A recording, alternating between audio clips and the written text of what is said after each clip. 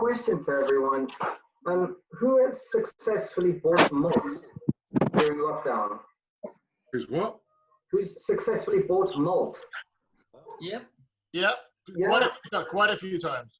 Right. Actually, I've been buying it for like past 3 months, like a lot more than I usually do. Right. We bought loads. Excellent.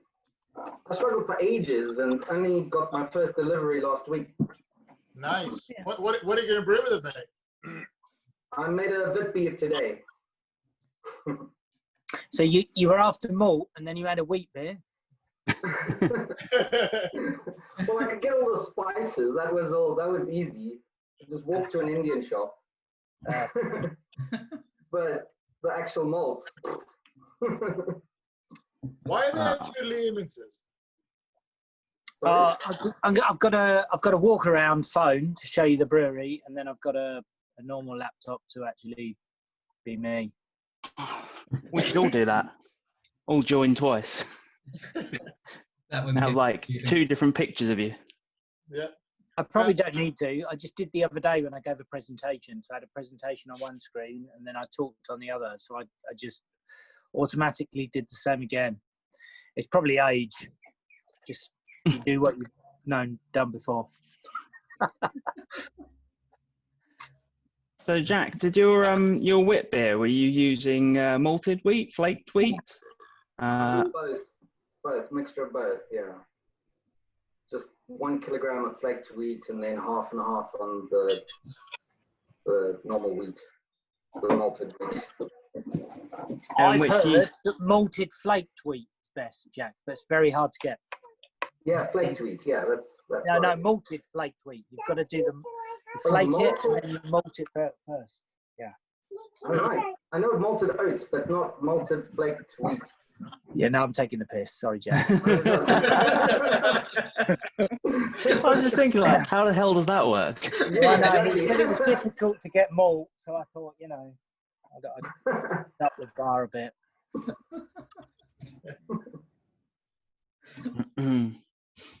Have you brewed many wheat beers before? Just once before. I did the chamomile flowers as well this time.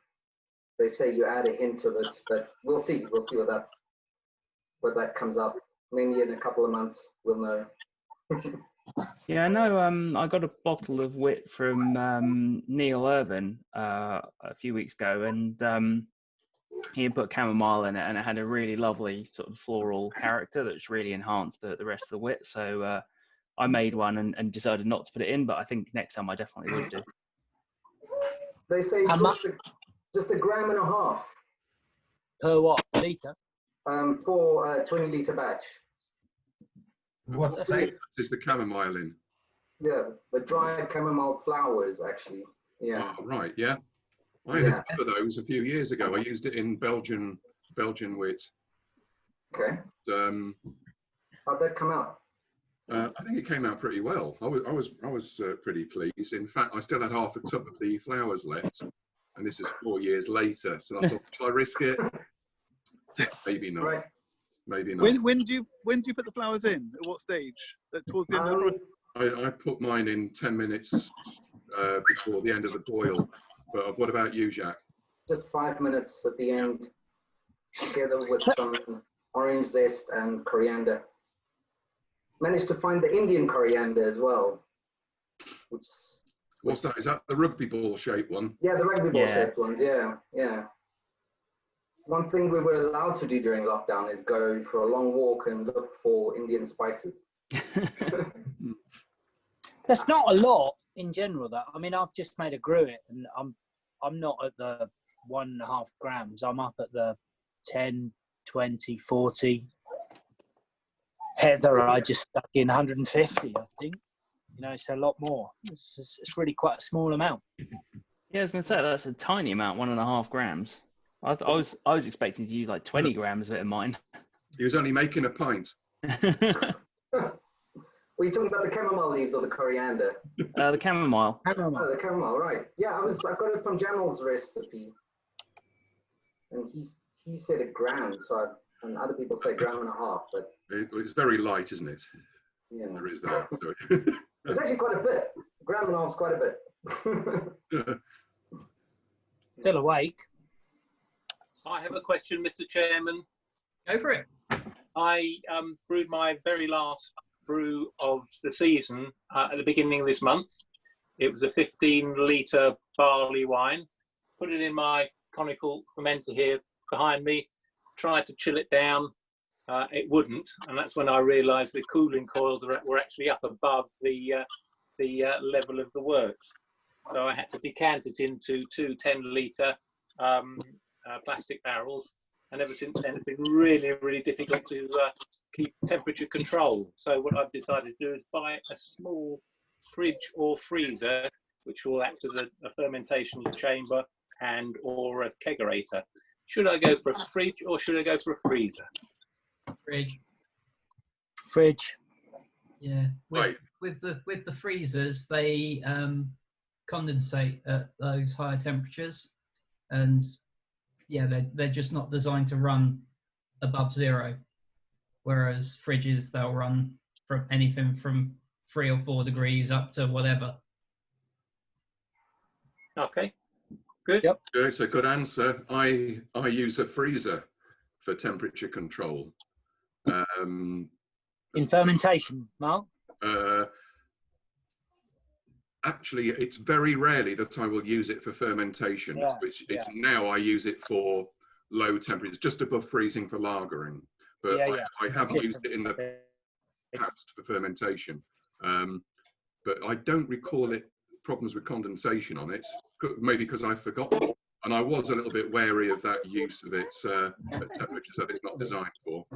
If you're fermenting, Yeah. if you're fermenting, then basically you're venting off gas, which is completely saturated with water because it's, it's coming out of the thing. Plus, if you use a fridge, it's got the little drain at the back to take condensate from, so it will drain out over the hot bit and vaporize it, where it won't do that with a freezer. So you've got a sealed chamber with a freezer. In fact, a lot of them, when you close the door, will pull a vacuum, right? The modern ones, to make it a bit cheaper to cool everything down, whereas a fridge will just run. So I think for fermentation, you want a freezer. Maybe for cold storage, a freezer's better. Well, and is it for fermentation only, or for lagering? Or temperature? I was thinking of both, really. I was going to play around with following what we talked about last time, was to maybe ferment under pressure in a 10-litre corny keg in the fridge. So yes, it would be fermenting, but also when it wasn't being used for fermenting, then use it to serve the beer from. Oh, well, that's the servings are not going to be particularly low, is it? The temperature. No, exactly. So you don't want to be taking anything to just above freezing, for example, the lagering. Possibly. All right, because fridges won't get that low. Well, will you fit a temperature controller, Paul? Sorry? Will you fit a temperature controller? Yes, probably. So, I mean, Mark, I'll deny that, because my fridge, if I set it on full, it will freeze. Yeah, mine too. I'm sure it's like that for some. For a lot of them, it's not, and they quite a lot will struggle to get below 5, maybe. But it's depends what you've got. Yeah. How well it's working. So if you got a good one, that'll get down there, then fine. I've got a freezer. The reason is I can do like 4 or 5 fermenters all at one go, so I can actually make a lot of beer at one go. But I also need to put a dehumidifier inside. So it's just like you said, you get a lot of humidity going in the freezer. But I find if I put just this little dehumidifier inside, that sort of solved the problem. Yep. And you get another piece of kit for your brewing as well, which is important.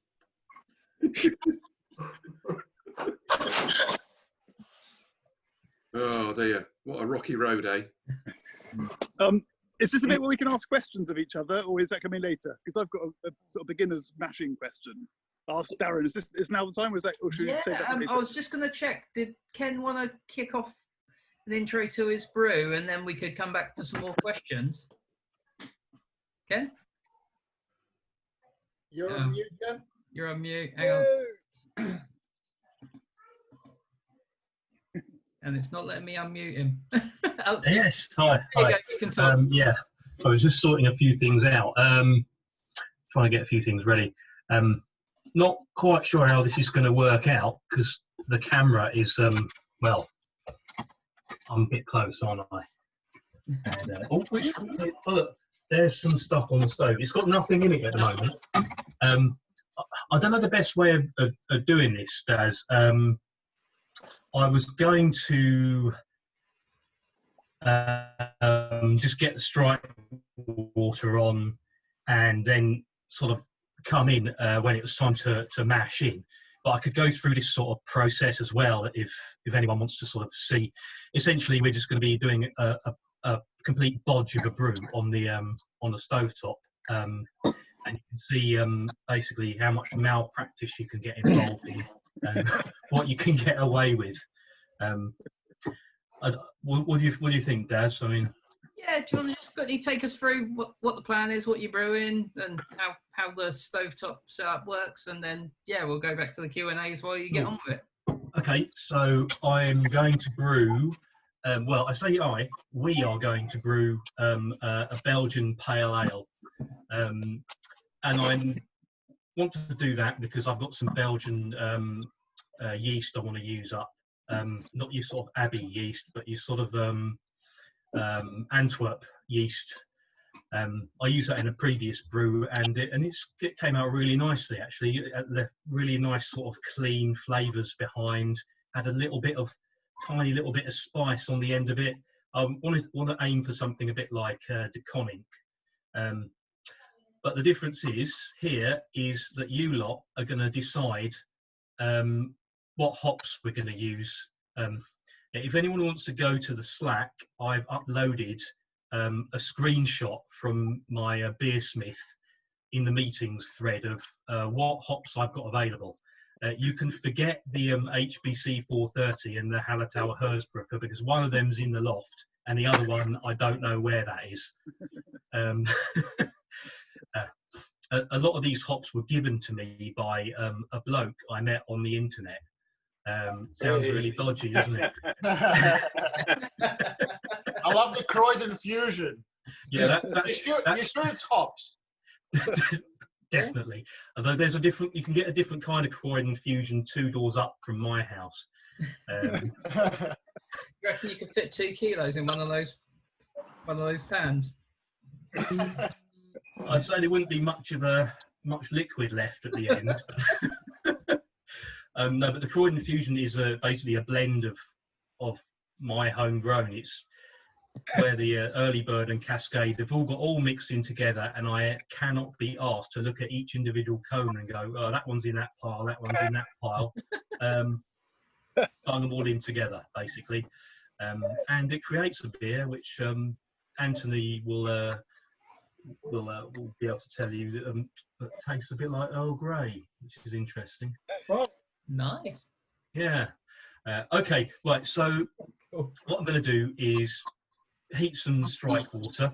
Got a nice new, relatively new combi boiler behind me, which means that I can run water out at about 65 Celsius, which means on a batch this small, we don't need to heat it very long.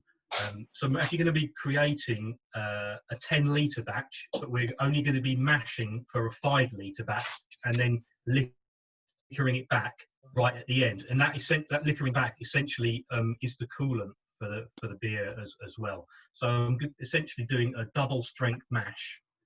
And for that, we're going to need to stick our efficiency stats quite down a bit. I mean, I knocked them down to about 50%, but probably on this beer, I reckon we might even get as low as 45%, because we're going for a beer of about sort of 5.5%, 6%-ish here.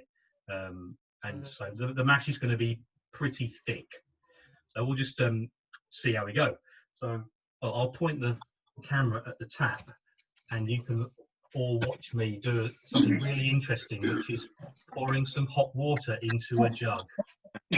Oh, Yeah. this is Oh, I what I like come to it. the lab for.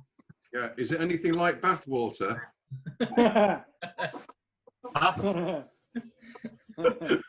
Ignore him. Oh, it's a bit of an in-joke, Ken. Yeah, thanks. Ken, you have to watch the recording from the beginning to get the joke. Yeah. Welcome to London Brewers, Kevin. Thank you. So can I ask? Because I use filtered water. I've got a tap which filters it when it comes out. I'm not clever enough to do sort of proper water stuff, but I figure that filtering it must be better than not filtering it. Is that the right thing to be doing? Yeah. Wrong? Yeah.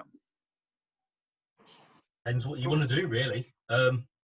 Easier than taking the filter I off. don't see any need to filter it. Can make perfectly good beer with London water, just adjusting the mineral profile. And what I'm using here, lots of people use Camden tablets or whatever to knock the chlorine out. Where's my box gone? Which is what the filter will do. Right? Okay. Yeah. Good. Yeah, the filter Sodium removes the chlorine from the chlorine. metabisulfite. One. Sodium metabisulfite. I got fed up of crushing Camden tablets, so I bought a big bag of sodium metabisulfite. Yeah. So just a pinch of that, in it goes. That'll take care of the chlorine. And I bought this bag about 5 years ago, and I still haven't even got halfway through it. So there is a secondary effect to sodium metabisulfite, that it actually knocks the oxygen out of your water. So if you're thinking of, let's say, low oxygen mashing, that actually really helps with that. Yes, that is another effect. And I believe one of our elder statesmen, Jeff Cooper, used to recommend putting extra bisulfite in your mash for that purpose, to help avoid hot side aeration. Anyway, so I'm just going to put some more water in. We need to get 10 litres into this, and then I'm going to whack it on. And I think I should probably put the mic on mute now, because nobody really wants to hear me running water into a jug. I'll give you a little bit more information about the sodium metabisulfite, because I do the same thing. So if you boil something with the sodium metabisulfite, it will get rid of chloramine as well as chlorine. So no matter what they're putting in the water to sanitize it, you'll get rid of it with the sodium metabisulfate. There is an online calculator that will tell you exactly how much to use. But just so you know, because I used to put half a teaspoon in, or a teaspoon to 30 litres of water, you need 0.25 mg of sodium metabisulfate in about 30 litres or 20 litres or whatever. Yeah, which is, as Ken says, it's a pinch in 10 ml or just a spatula in the end. You don't need much at all. And it will flash the whole thing off in a couple of seconds. Yeah. So the Camden tablets are 0.5 gram each, and they are supposed to be able to treat, I think it's up to 100 litres of water. So you don't really need any more than half a tablet for most of our uses. I believe Camden tablet is potassium metabisulfate. It can be It wasn't. I'm pretty sure it was sodium. It can be either. Both. Is it? The other thing is, to make a tablet, you need some sort of lubricant because of the way a tablet's made, and that lubricant is a fatty acid. And so, if you put a Camden tablet into water, you'll see a scum on the top, like soap in hard water. If you use sodium metabisulfate, you won't get the scum. So you're much better off using it. The other thing I do with sodium metabisulfate is basically when you put it in water, it generates sulfur, which kills everything. Yeast, wild yeast, bacteria. Yep. So I'm a little bit weird, but what I do with all of my vessels, if I'm going to save them, like I use a lot of demijohns to oak stuff, I'll put a splash of water in there, a couple of 100 mils. I'll put a spoonful of sodium metabisulfate in. I'll bang a bung on the top. Nothing's living in there afterwards. The one warning is it's pretty bad for asthmatics. It's pretty horrible if you breathe it in. be really, don't, when you're rinsing it out, try not to go near it, do it outside, pour it away. But I've never had a sanitization issue where I've done that. Yeah, I agree. It's horrible stuff. If it gets up your nose, it's poison. Sulfur. It's sulfur, essentially. It's basically chemical weapons. So, but in terms of your water profile, like roughly a gram in a 5-gallon brew will add 40-45 parts per million of sulfates. So if you're doing water adjustments, you probably do need to take that into account. Obviously, it adds sodium as well, but it actually can be used to up your sulfates. Yeah, you shouldn't be using it anywhere near that much. I don't think. I actually do. Funny enough. There's those low dissolved oxygen people who go absolutely mental for putting huge quantities of metabisulfite in stuff. Yeah. Right. Okay. Really obsessed with hot side oxidation. So it's all about like boiling your strike water to get all the oxygen out and then dosing it. Right. I'm not talking to that part, Serge. If that's what you're doing, I've got no idea. I'm just trying to knock the chlorine out. No, that's fair. That's actually what I use it for. But then when I've been reading some stuff about the hot side aeration, etc. Not that I can test it. I can't be bothered doing yet another side-by-side brew. But I actually do use it, up to 60 parts per million overall to also adjust my sulfate. So I first of all use that to adjust sulfate and then top up with other salts if I need to. Is it possible to overdo it? Because I think I've been using like a Camden tablet per 20 litres, which sounds like 10 times too much or something. I mean, you can, but it's when you start to taste it in the finished beer that you would get it, the taste of sulfur in there, basically. It would taste like sulfur. Mm. You'd really have to use an absolute shitload to overdo it. I mean, you can get away with quite a lot. I was using like a whole one to, as you say, keep the kind of aeration down, really. Good stuff. So it's a big wine thing, but not really in beer. But I brewed wine first, so it's carried over. But I buy it by the kilo. So if anyway, I'll start again. So if you use it at the beginning of the brew, right?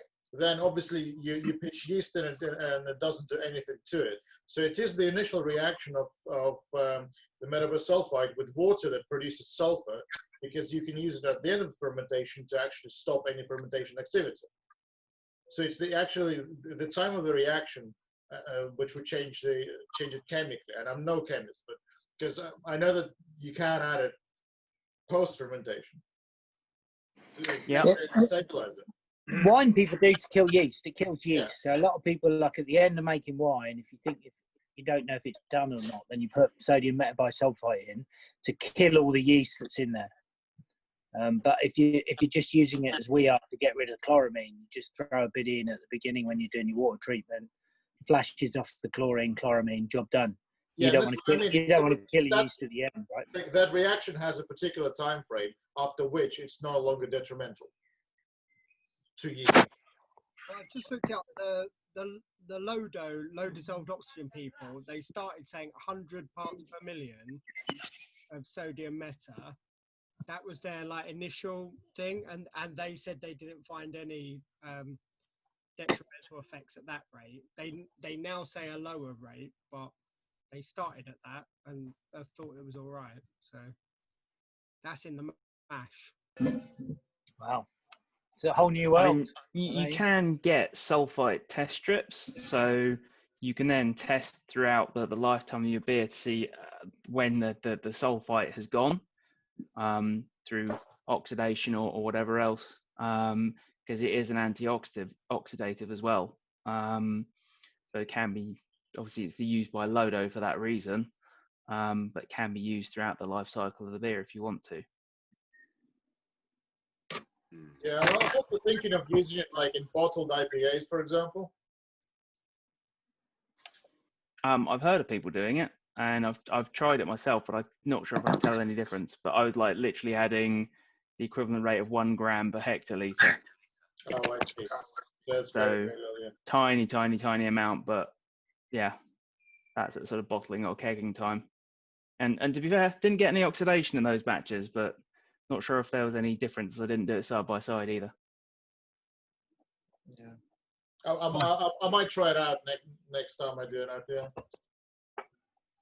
George, coming back to your question, I think filtering takes out chlorine, but not chloramine. So Yeah. you won't do any harm in filtering it for sure. But depending where your water source is, and it might vary through the year, it may or may not remove that chlorine. Yeah. Thank you. Ken's got his finger raised. While we're on the water treatment, I'll just quickly say I have treated this water with 1 gram per litre of CRS, which should, if my water profile is as it has always been, give me a mash pH of about 5.4 or 6. I'm not going to measure it because I can't be bothered. It basically never changes when I check, so I've given up checking. Fair.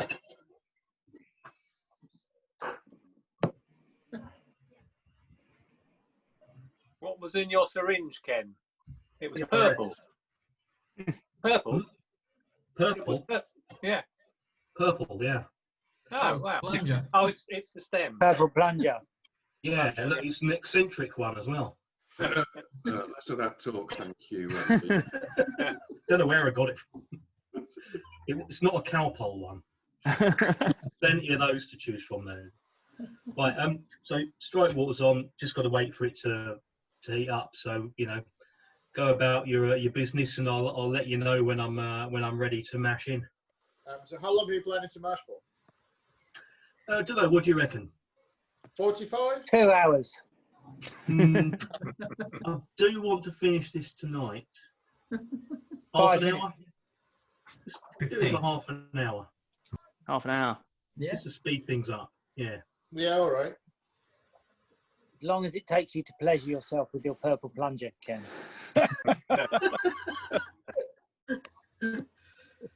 Depends what kind of mood I'm in, Lee. So like, I always mash for an hour. I've mashed for 50 minutes if I do a hot curts or something, and then go up a temp. So what are people's experiences with mashing for shorter times? Yeah, I mean, I've mashed 45 minutes or half an hour doing this sort of method. As I'm getting a relatively low efficiency anyway, I mean, I don't think it makes much of a difference, to be honest. Yeah. These days, if I'm mashing brewing on my big kit, I'm going to mash basically pretty much for as long as it takes to heat up the sparge water. Once that's done, start sparging. I don't even really sort of time it anymore. Yeah. Anyone else got experience with short mashing or long? I've done a 10-minute mash for sour beers, but the idea is that if you mash for a short time, you leave some starches and you don't get full conversion. To be honest, I think I still did get full conversion, and the mash out didn't actually stop it, probably. And yeah, it seems like everything was done in 10 minutes. Maybe like 90% of the way in 10 minutes, yeah. Mm. I saw a thing the other day where they were saying that, I think it was the old what's the old group out west anyway that do old beers. Curtain Park. Yeah, them. Curtain Park. And they were talking about three hour mashing, and they do get 5-10% more efficiency if you could be bothered to mash for that long. So I think it does make a difference, but I think probably a lot of it happens in the first 15-20 minutes, right? I need to go get a power supply. I'll be back. Well, all texts say that basically your conversion is done within 15 minutes to half an hour max, and then the additional time you're just getting that a little bit extra, but your efficiency stops growing as dramatically after half an hour. But what I would usually do on a very big beer, we're talking about like 12-13 kilos of grain for a standard 20-liter batch. I would mash for 2 hours just because of the time it takes to properly heat up the grain, recirculate, especially if I'm doing a step mash with that. But otherwise, an hour is long enough to clean everything up and get everything ready, which is why I mash for an hour, but I don't feel there's any need to. So Does anyone still do a starch test? Yeah, I was just going to say you'd have to do a starch test because I think the starches actually affect your gravity anyway. So it might seem like it's actually 10 minutes is okay when actually it hasn't converted everything, and the starch is actually adding to your gravity, and it looks like you've actually completed. So without the starch test, you wouldn't know. That's true, but there's a really fancy graph in this book. Let me get it out. I'll show it to you guys. The other thing is whether you really end at 15 minutes or 10 minutes or whatever, right? So if you're not doing a mash out, and you're just waiting to drain and sparge, then it's keeping going, right? It's going so on sparging, yeah. Exactly. So unless you're doing a mash out and stopping all of that enzyme activity, you aren't ending at 10 minutes. And is conversion all that mashing is about? So, guys, I don't know if you will be able to see this properly, but basically, this is the mash time versus the amount of conversion you get. At least according to this text. What are the two graphs, the two lines? Sorry, I can't. What are your axes, Serge? So the bottom one is extract percentage, which, as you can see, doesn't change much at all, right? Which is what I'm saying, that basically your conversion is done pretty much in the first 15 minutes to half an hour. And the second one is AAL, which I'm about to find out what it is. I have no idea. AAL. It will say somewhere before. Let's ask Google. I even think if you do a mash out, it's never perfect. No. You know you're getting your mash out temperature mixed throughout your mash tun. There might still be parts that are still at such levels. I don't know. I've seen really old recipes that mashed at what we would call mash out temperatures now. Like some of the old XXX mild recipes, like they mash in at 74 degrees. And that's because they don't want to mash a lot, though. Yeah. Oh, yeah. It's like really sweet, full-bodied stuff. But I mean, I only bother with a mash out if I'm doing something where I really want to maintain body, right? So if you're doing something like a mild where you're trying to mash high to keep the body in there, that's when I do a mash out. If I'm doing a low temperature mash, there's no point mashing out. Just sparge straight away, get going. So can I ask, do you guys, if you want to, how important is it to keep the temperature? If I'm targeting 68 degrees and it's in there for, call it 45 minutes, and I've just got a cold box, which is there, do I need to sort of keep adding hot water throughout to try to keep it, or just go for it, just wait? No, preheat it and then leave it. Yeah, and so it goes down to 65, whatever. It's not the end of the world. Just deal with it. By the time you've have opened a it up, sleeping bag. by the time you've opened it up, put warm water in, you've lost the heat that you're adding. So yeah, just once it's done, it's done. That's my philosophy anyway. Yeah, As you just use heard, a like sleeping bag or a blanket or whatever to insulate it if your temperature drops by, like, say below 63, then you should probably insulate it additionally. I mean, the range of temperature that the enzymes work at is quite wide, actually. You heard Rob say that some of them will work up at 74 even, and others will work down at 60 degrees. So if you're losing 2 or 3 degrees, it's really not anything to worry about. That's actually pretty good. Is it same philosophy? You don't need to keep testing the pH throughout then, because every time you open it, No, pH will fall throughout the mash, whatever you do. So if you are measuring pH, the key thing is to measure it at the same time for each brew. So say 10 minutes after you're mashed in, come back and measure it then. That's when I tend to do. But the pH will fall throughout the mash time. Does everyone measure the pH, or is it just something which you can do away with if you're just getting started? Don't bother with it if you're getting started, personally. Yeah, I didn't measure the pH for something like the first 3 or 4 years of brewing. I didn't measure the pH for about 8 years. Then I measured it for about a month, and then I don't measure it again. Same as me, yeah. I mean, there's a certain amount you could just go and, if you've got a pH meter, then measure it, write it down, and then maybe it's something you can adjust in future. But when you're first brewing, there's so many variables that you're going to be moving around that mucking around with the pH is not really an issue, unless it's miles out. But you have to have extraordinary water. It was miles out because my meter was broken. Actually, I think you should measure it all the time, and I have a pH meter for sale. So. Thank you. So guys, the AAL on this was apparent attenuation limit. So the longer you mash, the supposedly more attenuative your beer becomes, and that's a mash at 65 specifically. Yeah, and that correlates with, who was it who was saying that starch will appear that you're yeah, is it Paul saying starch will appear like you've got conversion even if you haven't, because it will raise your gravity and it won't apply to your final gravity. Which explains that. Gravity. Yeah. Starch won't raise your gravity. It's got to be dissolved to raise gravity. Sediment doesn't raise gravity. And also, a point about that graph, you get higher attenuation for a longer mash, but you'll get more control of attenuation by controlling your temperature than by time, like more repeatable results. Absolutely. Just that's why I pointed out it's at 65 specifically. Yeah.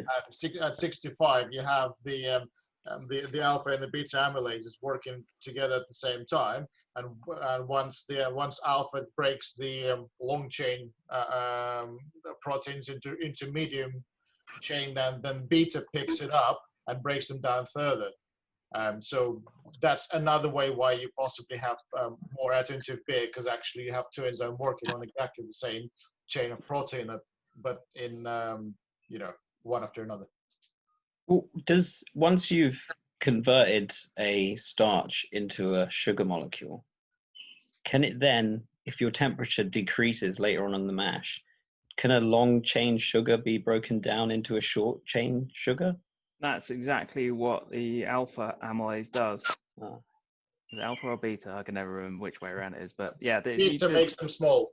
Yeah. So if you can imagine it, that the analogy is like if you got two people working in the garden, alpha and beta, and one person is trying to chop down a tree and chop into little bits, one of them will go on and get in and be able to chop off the branches, and then somebody else can get in and cut off all the little bits. And that's basically how it's working, is that they're gradually sort of chopping it into smaller and smaller pieces from longer chain to shorter chain sugars.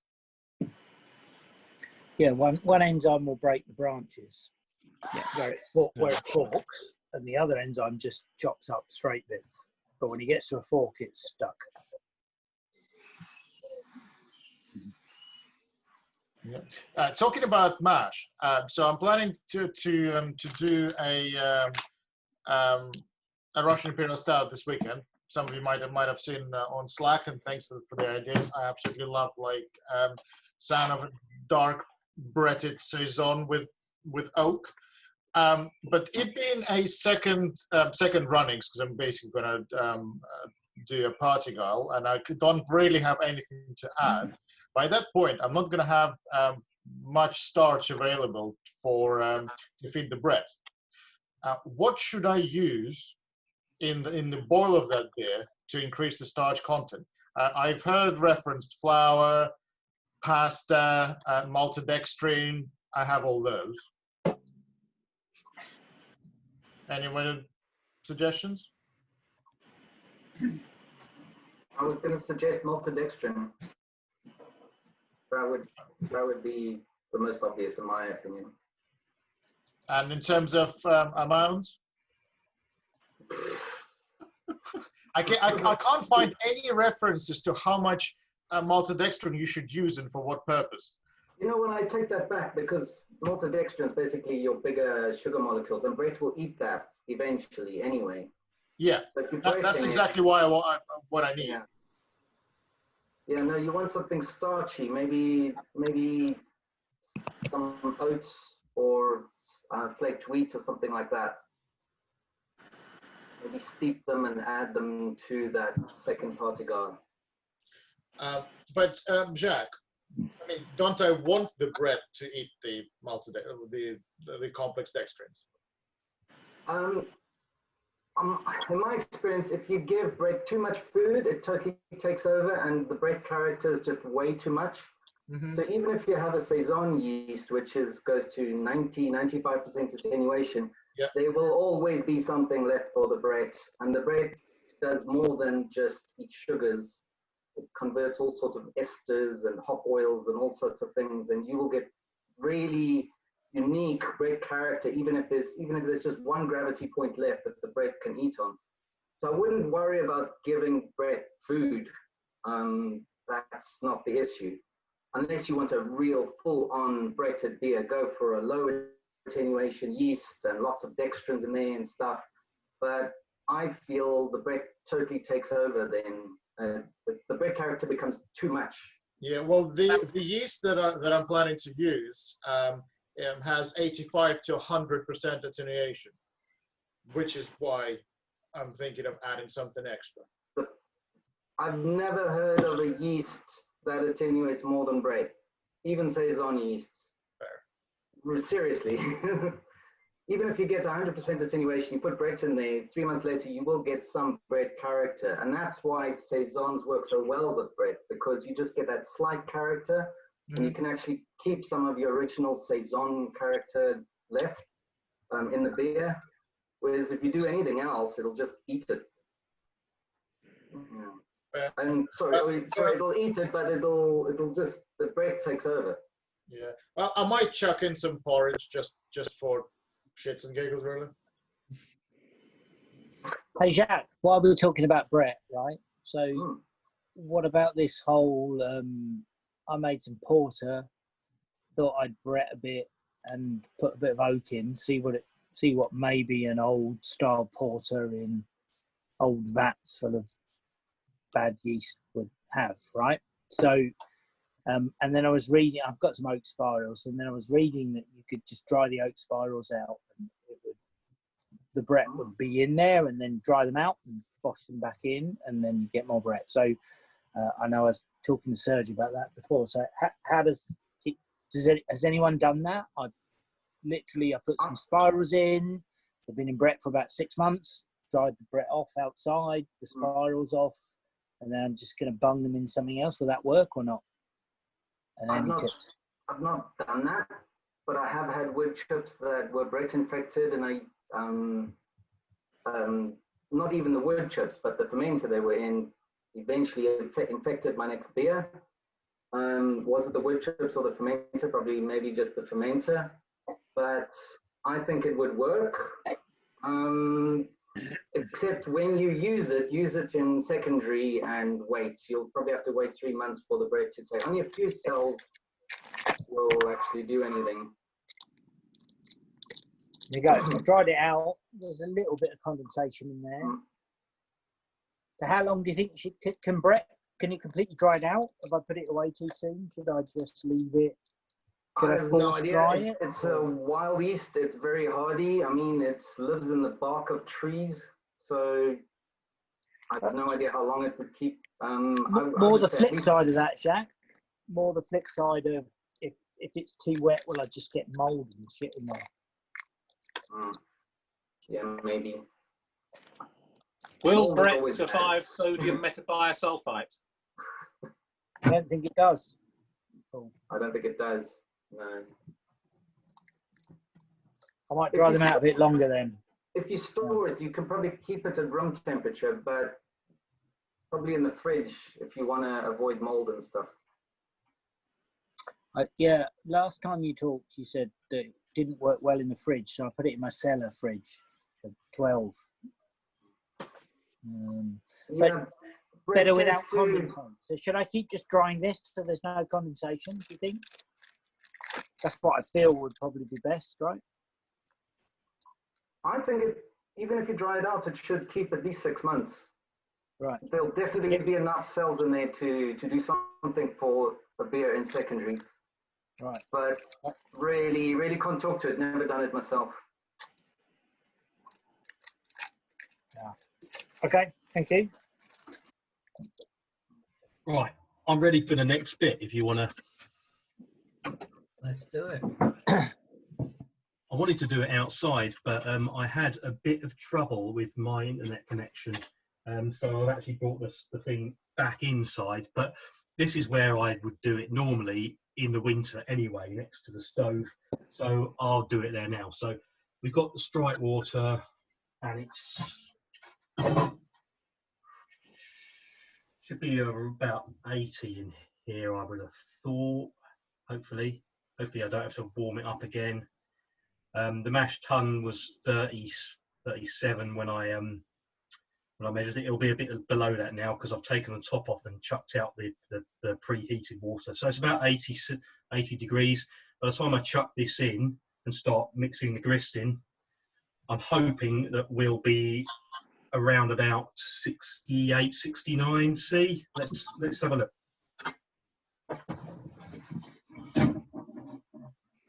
Make sure the tap's closed. Yeah, I think we've all Unlike got last that. time I brewed.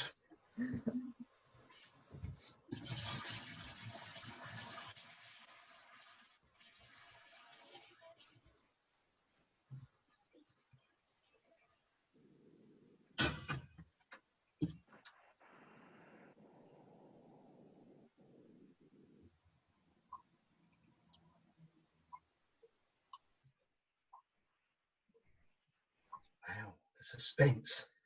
No, it's exciting. Better than football. 78. So I reckon by the time I've mixed all this in, and so there's 3 kilos of pale malt, Warminster, floor malted, English pale malt, and just 50 grams of special B, just to put the colour in the right ballpark. I'll be adding some sugar to this in the boil as well. Percentages, Ken. That's just what, just 2% of the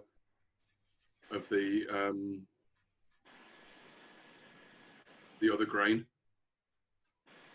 Roughly, yeah. It's a very, very small amount. You said 50 grams, didn't you? Yeah. I wouldn't I originally had crystal in it, but Special B's got an amazing flavour and aroma. I wouldn't add that to colour, then. Special B's proper potent. yeah, that's why I wasn't putting much in. Yeah. Basically, I got some special B I needed to get rid of, so I thought I'd crack the bag The true open. reason comes out now. So I'm trying to mix this in slowly, so not to get any big old lumps. You can usually beat them out anyway, but oh, what's that noise? Somebody landing a plane?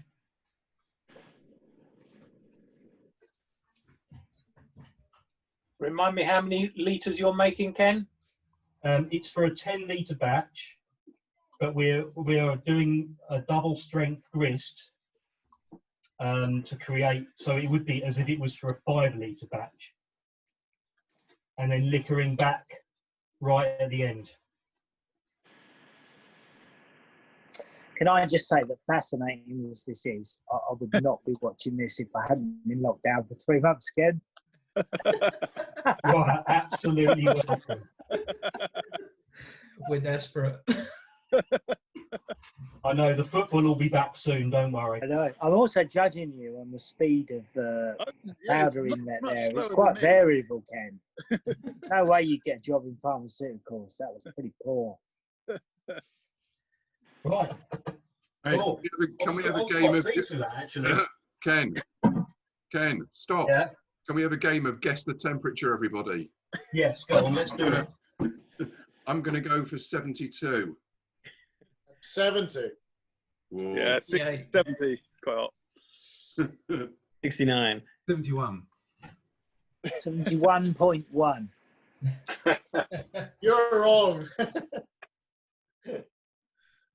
His thermometer only does it in integers. That's it. It's still climbing. I love an integer. Right, here we go. Integer, I barely know her. Can you see the figure? That's not an integer, Paul. Wait, Mark, you lied. Thank you.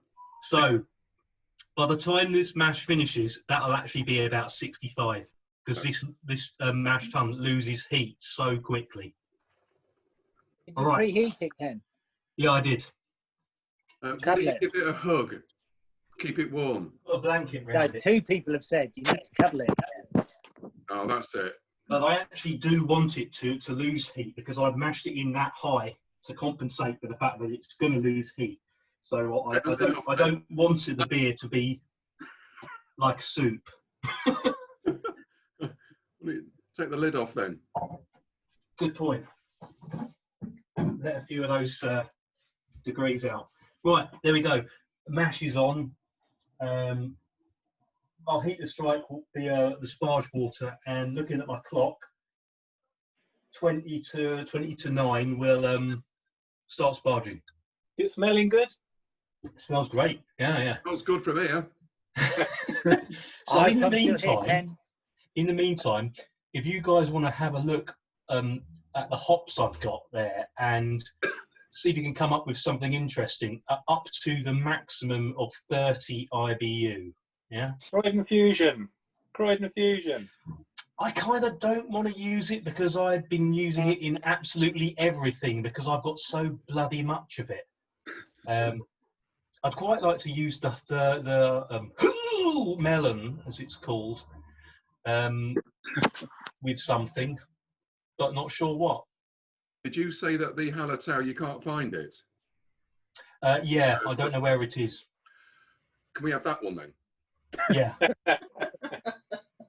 Yeah, we'll have the one that I can't find and the one that's in the loft, and which is going to be no good for anything but going in the composter. Oh dear. That's stuff that we half-inched from Colonel several years ago, myself and Man, and I've still never got rid of it. I've still got some of the Bohem stuff as well. Okay. And some other Colonel ones. Just like half of 5 kilo bags that I don't know what I'm going to do with them. Door stoppers. Yeah, well, I tell people here we can't possibly throw them away, but I don't know what we're going to do with them. Excuse me. Cool. So while Ken just sits there and waits for his mash, did Lee want to give us a tour around his brewery? Unless there's any more questions, actually. Forgot to ask that. I was just going to ask one question about liquoring back, in fact. So is that, you just use cold tap water, essentially, so not pre-boiled and cooled? That's correct. Does that not, is there no like contamination risk if you just top it up with cold? Not ideally, you would boil and cool it, right? Right, okay. Yeah. But I just let it run straight out of my tap into the FV. Okay. Just like that. I think and in I the don't UK, even try to remove the chlorine. Not like that. Not like that, but like that.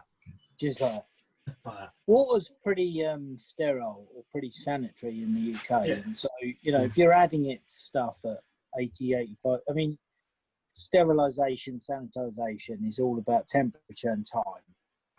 So if you're adding it, quite hot, and then it's cooling down slowly, you're going to be, it's pretty low risk, right? What about your chlorine? Sorry? What about your chlorine? Yeah, but if you're only adding a litre, a small amount of water, you don't notice it. You would not notice it. I never do it, so I don't know. But yeah, I think for a litre or two, you're fine, right? So what temperature can you putting it into the FV, and then what kind of temperature as whatever temperature I can get it down to. Because what I'll be doing by this stage is I'll be getting the pot from the stove, putting it in the sink, and running, filling up the sink with cold water, and I'll be stirring it round and just reducing the temperature that way. And once it's got down to about 30 to 40 degrees, I'll then top it up with the remaining cold water straight out of the tap. So yeah, as Lee says, I mean, tap water's sterile. All you got to worry about is whether your tap is sterile. It's not sterile, but it's sanitary. It's pretty sanitary. Yeah. Don't think Drinking water in the UK is pretty good, right? No. Yeah. Well, yeah. I mean, they say boil it for 15 minutes, but okay. You know, I mean, I'm pretty. When I boil up my carbonation solution, you know, bugs don't live on pure sugar. In fact, it kills them. So you know, I never boil that for 15 minutes before I add it to my bowl. I actually just boil the kettle and then dilute the dextrose with it. That's it. Exactly. Pretty low risk there. I just put raw sugar Obviously, into equipment bottles. is sanitized. Yeah. Sorry. And some people, you get carbonation caps, right? You just pop them in the bottle. Pure sugar. Nothing's living on pure sugar. It kills them. I'm looking at the hop suggestions. Can I?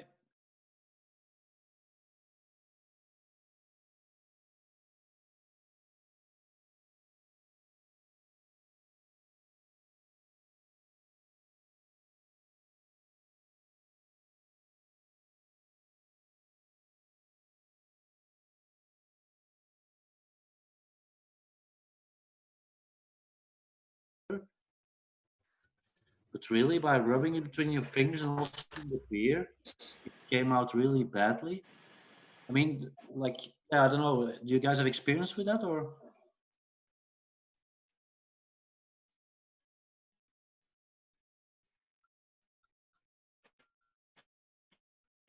Where did you get it?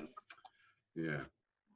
Like I don't really have anything to compare to, you know, because you have some commercial experience, right? You know, with hops, etc. I'm not sure if, well, at least personally, I don't have anything to compare a homebrew shop to. No, but like, for instance, I had some Azaka, amazing. I mean, you can smell it straight away, you know, and some Equinox is like... Well, interestingly, I got Citra and Azaka from Malt Miller in the past month, maybe, and I did expect more from Citra, and I didn't get much flavor or aroma in the IPA. And I thought maybe because I didn't use enough or Azaka and Daihiki overshadowed it, but there is very little citrus note. But I never really used Citra before, so I don't know what to expect. But perhaps the same batch, perhaps same not so good batch. Yeah, no, indeed, can be. I'm just wondering.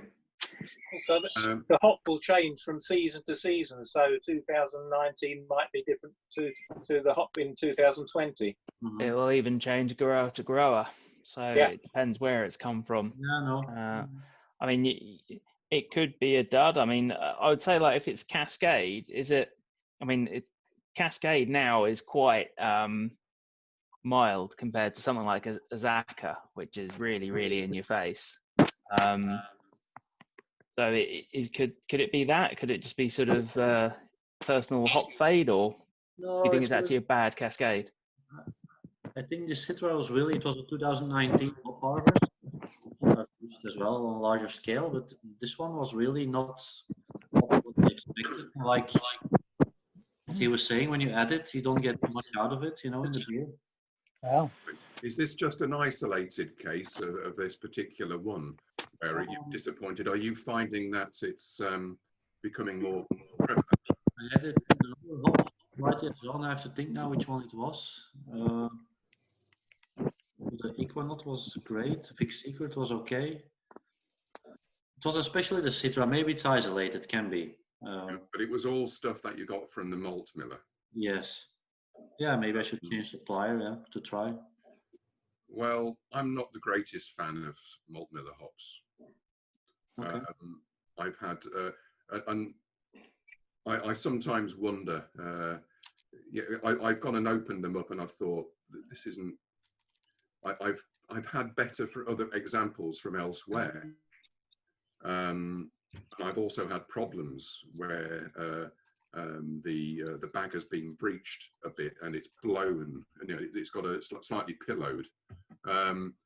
So the worst experiences I've had have been malt miller ones, but then I've had some good ones, a lot of good ones as well. I tend to find those that I get from the like of is it Brew UK do brew pack stuff in quite a lot of. I think that's that. So, and yeah. I found that pretty steady. But I'm sure there are good and bad that everyone's had from a variety of sources. So what's the trend in where we're getting our hops from? What's it telling us, I wonder? You'd have thought they'd have a pretty bad reputation though, wouldn't you, if things were predominantly not all that good? Oh, yeah, it wasn't predominantly. It was especially the Citra. Yeah. We tend to get ours from Get Her Brewed, the hops. We got 3 kilos of Citra, which was absolutely wonderful last year. And we get the malt from, we were using Homebrew Company, but now use Brewers Select. Brewers, all right. You, what quantities are you getting for Brewers Select? Are you? We just got 420. Huh? What operation are you? Is this for homebrew size, or is it for sort of? Yeah, there's 3 of us, so we got 4 25k sacks just this week. Ah, right. Yeah. So it's about sort of 3 sacks a month. Okay. Well, it seems good to the likes of Brewers Select, but you've got to do it by the sack load, and then the choice that you end up with isn't all that massive either. But then if you're looking for the base malt, yeah, this is well, this was some honey malt, some wheat malt, and 2 sacks of pale craft pale. Is a strange one, because I wanted to get a 25 kilo bag of Rauch malt, or spoke malt, but they only had it ready crushed. I thought, what the hell's all that about? Right. Yeah, there were some they only had crushed. Sorry? There was some that they only had crushed. I think they only had the honey malt crushed. Yeah, it's an odd one. You don't want to keep smoked malt around. It's crushed. You want to use it all quickly. But yeah. Hey ho. Yeah.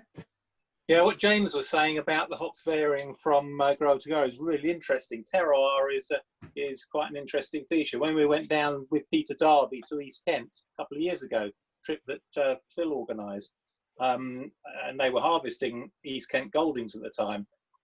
Really surprised to learn that East Kent Goldings isn't a single variety. It's a number of different varieties of Goldings, but what makes it special is the terroir and the environment, so the salty air. It's interesting, the Americans apparently are trying to grow East Kent Goldings, but you can't because it's got one of these special things where it can only be grown in the East Kent. But the terroir is so important in the growing of hops. Yeah. Yeah. Is it? Great. I'm a bit of a cynic for all of that.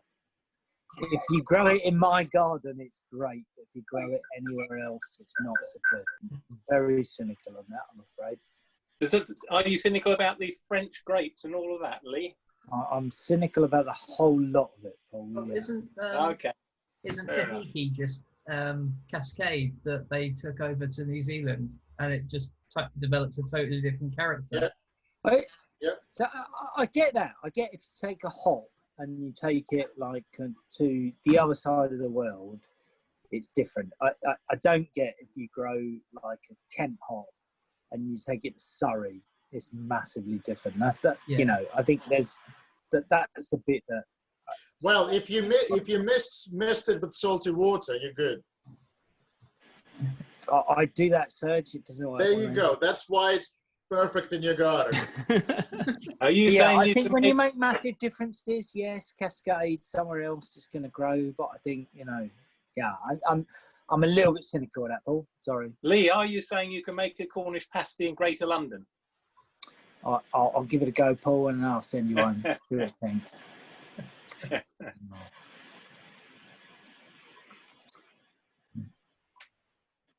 Cool. Any more questions, guys? The questions bit normally only lasts 10 minutes, Darren. Well, yeah, it's tended to go quite lengthy on these ones. Cool. Lee, do you want to shout your brewery? Oh, no, hang on. Or the people want a quick 5-minute beer break? Yeah, do you want a break? So, what, couple of minutes, everyone, just go and get a top up if you haven't got one already. Start at past? Yeah. Back in the middle.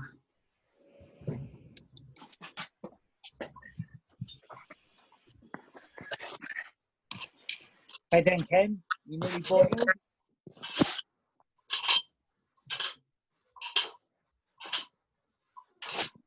Ken? Yes. Ken? Yes. How you doing? Good. Oh, what's going on? What's going on? Well, Yeah. I've got the sparge water going. Right. Yeah. That's about it.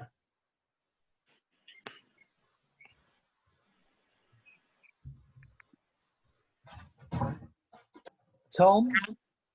Just recycle the yogurt pot. Mr. Greasy, I thought you'd given up brewing, but you seem to be back with a vengeance. You look like you were flogging stuff off and never going there again. But it's here. The plan was to build something a bit more permanent, because I was just using kind of cobbled together stuff. So I sold all my stuff and then spent 5 years putting it all back together again. Good. Because I like but the lockdowns kind of helped me focus, getting things back. Yeah. And what about you, Phil? I mean, Phil, you've kind of had to move and stuff, so are you brewing or?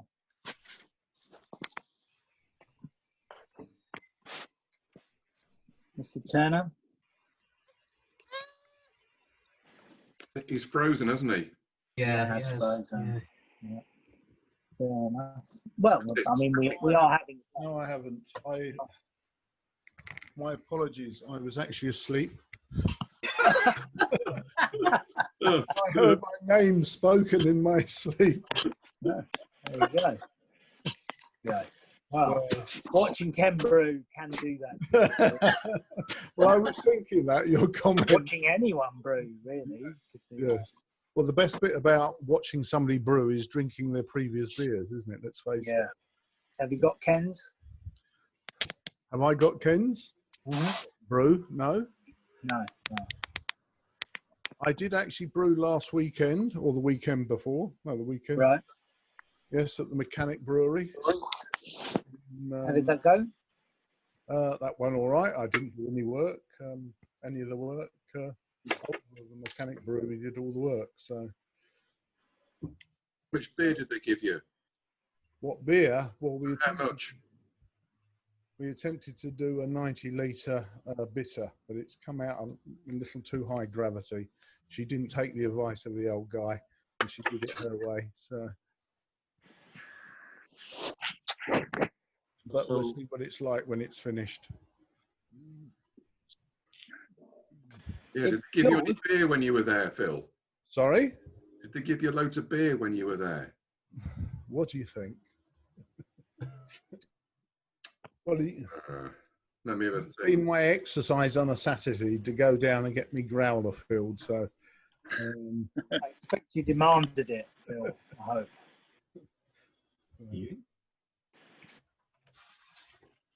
George, are you Chin Yi Yang as well? That's I've moved my wife's iPad because my battery had gone dead. And I couldn't work out how to change her name to me, but I am definitely me. Fair enough. Can I ask a question before Ken starts? Because I've brewed a beer with it started off with so from the OG it didn't go down to the FG as much as I wanted it to, or as much as I expected it to. The yeast was expired, I'll be honest, but it's still brewed away nicely for the first 6 or 7 days. I can't think of why else it didn't just keep on going down. So the final gravity, I think, came in at sort of like a 2.8% beer. Is it just because I used sort of expired yeast that might stop a beer coming from the OG down to the? How many answers could there be to that particular? I'm now going to get my notes. Anyway, what's wrong with the 2.8% beer? Yeah, That's it tastes all right. beer. It tastes quite good. Nice driving beer. Yeah, I'm actually quite. If I'm set up to make a good tasting alcohol beer, it's actually quite good. Yeah, I mean, started we does a tasting whole beer, bunch of Mark. stuff. Is that right? Like I basically I drank some beer to see how much I could drink before my eyesight failed and I was pissed and crashed into someone. Dominic Sanderson. What? Where'd you get that name from? Oh. So yeah, my OG was 1.044 and my FG was 1.023. What was it meant to be? About 1.01. Jesus. Yeah, About 110. It's surprisingly good, but it wasn't the plan. What was the mash temperature and what was the yeast? The mash temperature was kind of. Bleh. It was about right.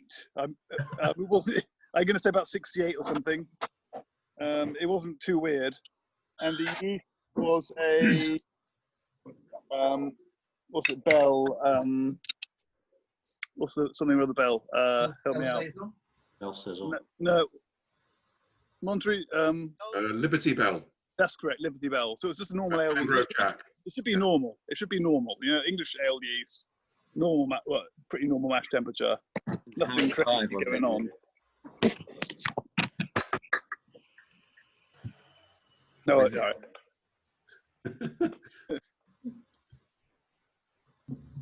I think you were closer to what it should be than what the final gravity you got was close to, was more right than what you think it should be. Like zero, what did you say? It was 001 or? Well, I was expecting it to come in like 1.01 and it came in about 1.023. So they're miles off. Yeah. Yeah, that's not right. I mean, you'd say high teens probably for that, wouldn't you? Like, I've used that yeast lots of times and it tends to come out at between about 12, 13, 14. Typically, yeah, of course, it depends what you're doing. But I found it to be pretty a standard performer. And the fact that you're using a dried yeast as well, which are it's supposed to be quite resilient and good for a little bit longer than it might say so on the packet. Depends how it's been stored, of course. Yeah, so I suspect it was yeast because it was well out of date, but it was active for the first week or so and for about 7 days, and then after 7 days I left it in for another 8 days and it just didn't change. So I kind of feel like the yeast definitely looked like a normal yeast, at least for the first week, but I just kind of expected it to carry on going down. I'm suspecting it's just old yeast, but I would have kind of looking at it, it seemed to be quite happy to begin with. Yeah, an underpitch can cause an under attenuation. So, well, that could be. Yeah, so it could just be a stressed yeast that couldn't attenuate fully because it was an underpitch because it was expired. No, that sounds like the best explanation I can think of. It could be. Could be other factors. So when you did this? About 3 weeks. About 4 or 5 weeks ago. So before it got too hot. Yeah. Right. The temperature was all right. I haven't got temperature control. There's no way that you can. There's no way you can test what you had there to see if you could push it further by putting something else in it. What do you mean by that? Got some more yeast? By putting some more yeast in what you had left to see if it's going to continue. So I tried to get online and buy some yeast really quickly when it was but it was taking too long to arrive. Oh dear. When that sort of thing happens, you just put a call out to the group. Yeah. But to be honest, it came out. It tastes quite nice. It's not what I wanted, but right. It's quite a successful low alcohol beer. Nice one. Thanks for the advice. Try putting some kvike in it.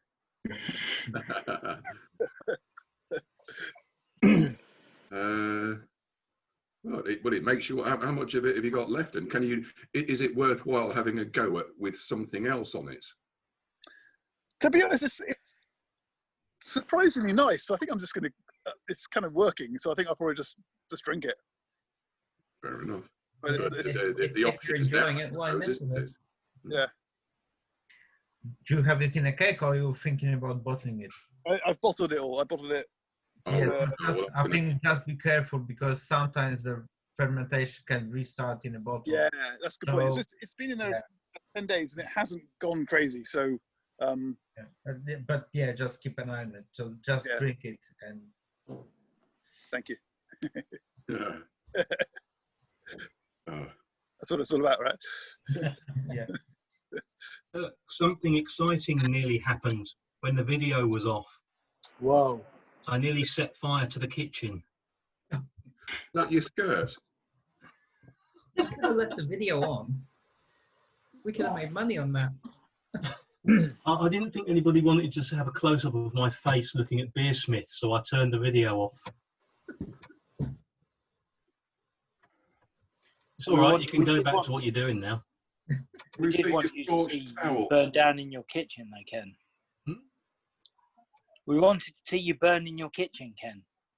Oh. Can we see the evidence, Ben? Well, sorry, get the name right in a second. Let's have a look. Oh, tea towel. Yeah. Got a bit too close to the stove. There you go. Yeah. I'm glad to hear your fire alarm went off. My fire alarm, which is literally right underneath, right above where the flames were forming. Yeah, press that button, see if it's working. Has it got a battery in it? Yeah, it is working. Oh, good. Yeah. In truth, the flames had only just started, so yeah. There we go. That was a quick brew. Yes. And here is the finished article. Yeah. Oh, you can get a good head on these pretty quickly these days. Telegraph journalist wanted to hear, wasn't it? But yeah.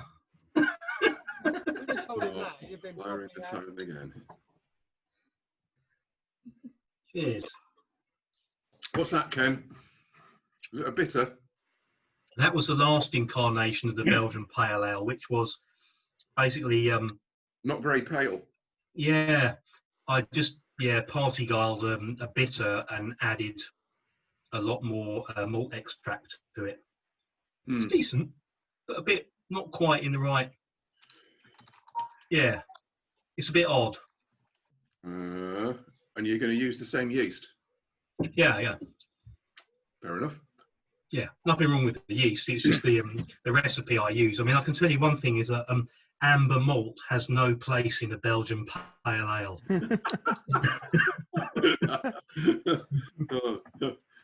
So yeah, it's got a strange kind of sort of slightly nutty coffee sort of background taste, which is just a bit wrong, but you know, I can handle it. Nice one. Because we're just in time for the sparge. Look at that. That's really good. Perfect. Yeah, I'm impressed. What could be more exciting, Ken? Well, me setting fire to the kitchen, but we've done that bit. Hang on. What I am going to do is find the power lead and plug this in, because this is a Lenovo and the battery is monstrously shite. Right, where are we now? Ken, yes. what's the final temperature of the mash, out of interest? It's 65.9. Can we see in the ton there? I've got this is my sort of fly batch sparging cross hybrid thing. So perforated foil to prevent channeling, and I'll just run off into a jug and recirculate roughly 3 times. Then I'll dump a load into the pot, and I'll just keep doing that until it's, well, empty. And at intervals, I'll add some hot sparge water as well, which might help things along. Ken, what's the stuff that looks like the space station? What? What's Silver the stuff foil. that looks like the space station? Foil. What's the Tin silver foil. stuff? And then what? You put holes in it. Yeah. Do you sanitize it? Yeah. No, why would I sanitize it? It's all No. oxide. No, of course it is. Yeah. So are you going to out the tap and then just pour it in the top? Yeah. It works really, really well. I've been doing this for Like years. this. Nice one. It's, you can if you wrap your foil around the edges of the mash tun as well, it doesn't sink, so it keeps a continuous level. Yeah. This is actually quite an old piece of foil. I was going to make a new one, but alas, I've run out, so I've got a deal. Where's my jug gone? So I'm just going to run off into the jug. I'll run Ken, off about. have you run out of money for foil, or do you want me to send you some foil or some money? Or... Well, lockdown furlough. You know, I can't afford any more foil. So, I'll send you some foil. I used it all in the crack pipe. So right. You just wait till you've done another chicken. You can't actually see. I'm glad Croydon hasn't changed since I left. There we go. Roughly 1 litre, and I'm just going to tinkle it in.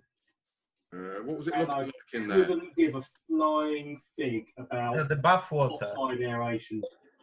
Because on this scale, it's just not going to happen. I'm just going to keep on doing that a few times. Once I've drained off a couple of litres, I'll chuck in, I don't know, a jug's worth or 2 from the pot I've got boiling on the stove. We'll get there in the end.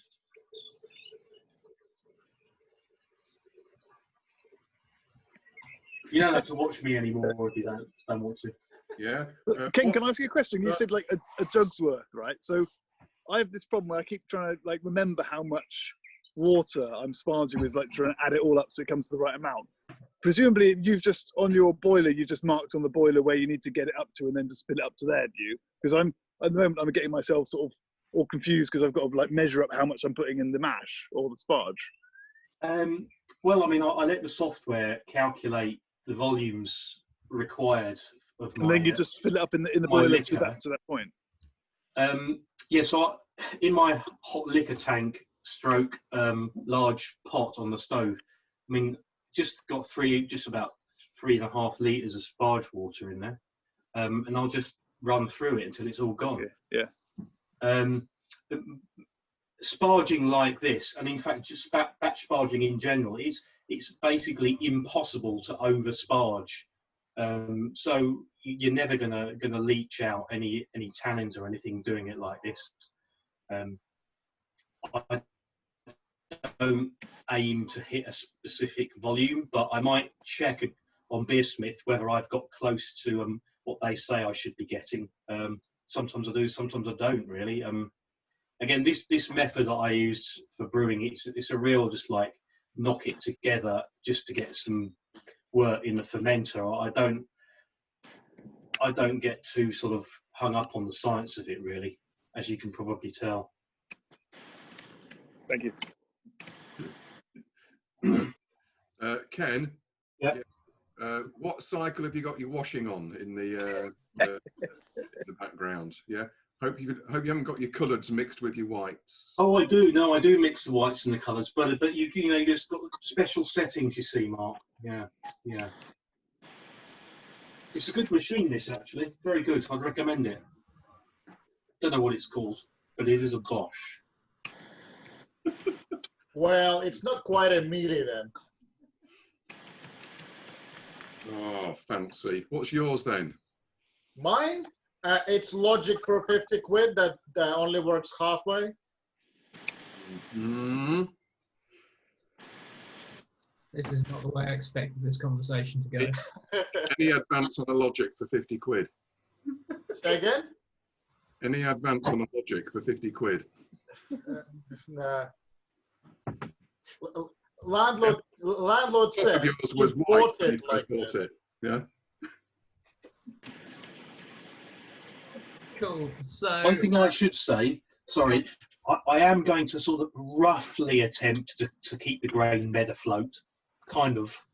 If it gets a little bit too low, I will stir it up again once I've added some hot liquor. Are you continuously sparging this, Ken, or are you batch sparging it? Sort of both. What does that mean? Well, I'm continually batch sparging it.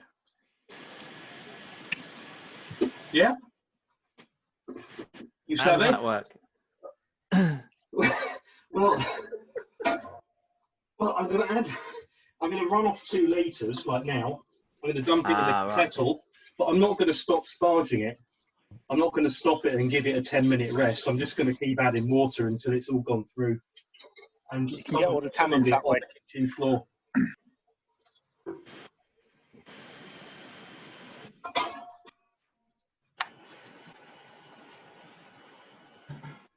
Right,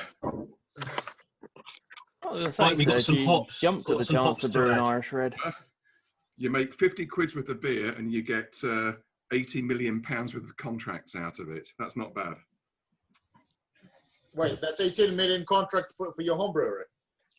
That's what I like to think. Yeah. Because I was thinking you're going to brew for about 100 years. How are you getting on? What's going in, Ken? What's going Right, in? yeah, we got some action going on here.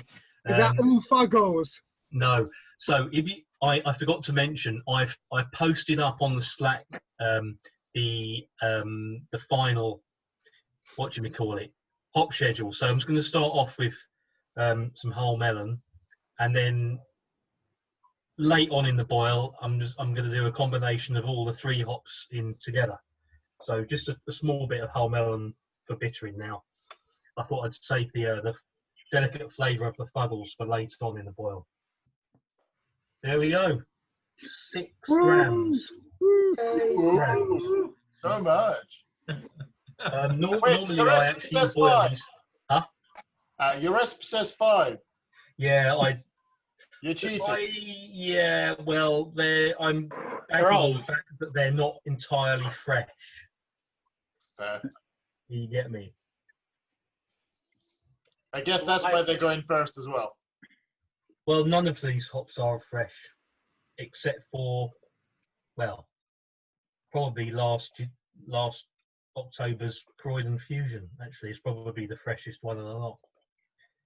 But we're not using that today. Oh no. Go again. Oh no.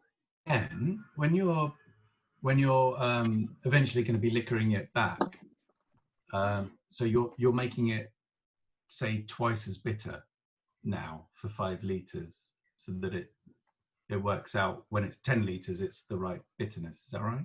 Yeah, roughly. Yeah, I mean, you could.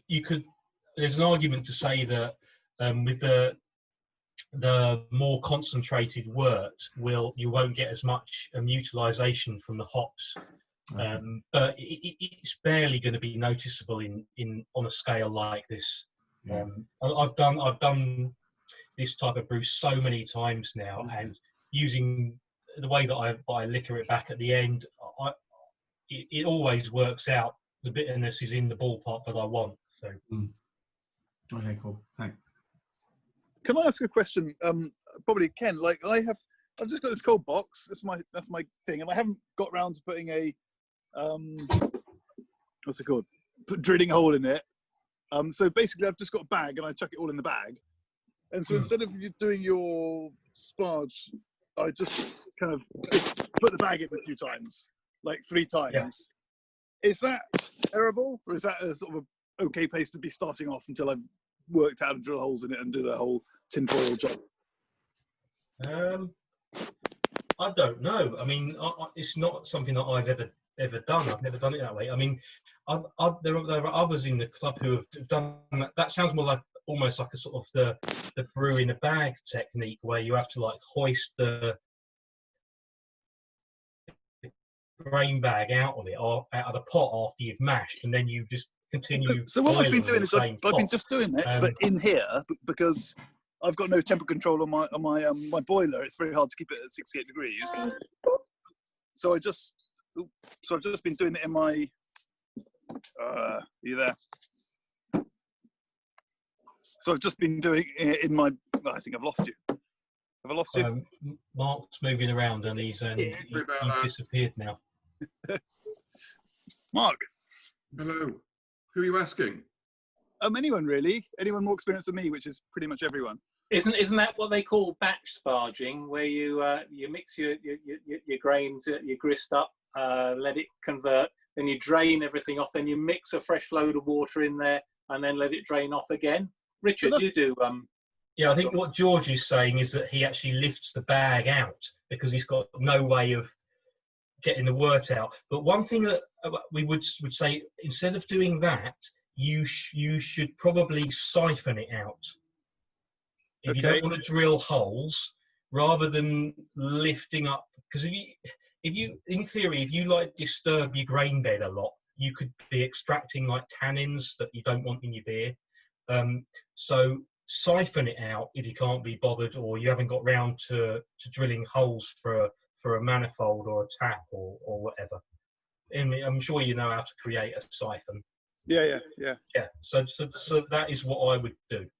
Then the whole thing with tannins as well, you get the brew in a bag thing about like squeezing the bag. And some people, like, especially if they've come from like a 3-vessel tradition, say, "I'll never squeeze the bag." And then loads of people say, "Yeah, fuck it, squeeze it, don't squeeze it. It doesn't make any difference." Thing like, yeah, I bet if there was an experiment on brewlosophy, that basically it was inconclusive. Yes, that's exactly what happened. They actually have one. Oh no, they had an inconclusive experiment, did they? No, but guys, in terms of just lifting your grain out and disturbing the grain bed, like, all of us with all-in-one units, I mean, do you guys drain your wort, or do you take the bag out? Because I just take the bag out and let it drain into the wort, chuck the grain out, start boiling. Like, there's absolutely no detrimental effect to taking your grain out of the wort rather than draining the wort from the bag. It's the same thing. Yeah, like, isn't it? It's like, sorry? It's just more of a pain in the arse, isn't it? I don't know. I don't lift, or you spend time lifting your grain out when you could just siphon the wort off instead. So Ken, first of all, I don't sparge. So for full volume mash, and then you, like in an all-one, you just take the malt pipe out and leave it to rest, and you go off and do whatever while it drains for 20 minutes. So saves on space, and you don't need an extra vessel. Obviously, if you have a converted cooler, yeah, you'd need to hang your grain bag somewhere somehow, like with a hook, like I've seen plenty of others do, whatever. But if you've got something to prop it on, it's even easier. So I'm just doing like 15 liters, so it's like 3 kilos of grain. So lifting up is no problem. I guess if you're doing a bigger brew, it's that's an issue. Yeah. So I mean, you could even treat it as a workout. Yeah, even 3 kilos, you've got to hold it up for quite a long time. Oh, I stick it in a colander. I just got a colander and another thing I stuck in there. Yeah. Yeah, it's a good idea. The old upside down colander is what I used to do in a big floppy bucket. Yeah. Works a treat. Yeah, leave that But for a while. from what I hear, pretty much everyone here has bothered drilling holes in there. Why did you put the colander upside down? Why? Because it lifts the grain off the bottom better, so to let more of the liquid come through. Yeah. It otherwise, if I got the colander the right way up, then it will then the grain will sit in its own liquid and it won't drain. That's why I do it upside down. Maybe your colander hasn't enough holes in it. Drill some more. It's got plenty of holes. Quite a few holes in that one, you see. Upside down doesn't seem right to me, does it? That's a strange old thing, isn't it? Where'd you get that from? Is that a As far family as I know, heirloom? probably came from IKEA, like everything else. Bourgeois colanders. So next is a colander tool. So Mark, Here's a come on, nice come on. sieve. Where's your colander? You got to show it now. That's a proper proletarian sieve. That's all right. I'm sure my grandma has one from the Soviet times. Oh wait, Ken, Hop going in, hops. Top edition.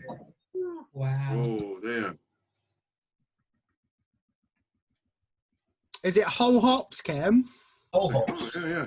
Yeah. You never use smells- pellets. That smelled a bit like a I mixture of almost never use pellets. and Aurora. Is it weird? Am I right in thinking everyone here either always uses whole hops or always uses pellets? Is that like, does anyone do one or the other? Yes, I do.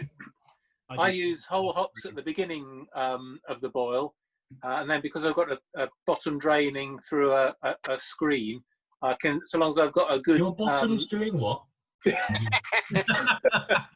A bottom drain through a hop screen at the bottom of the boiler.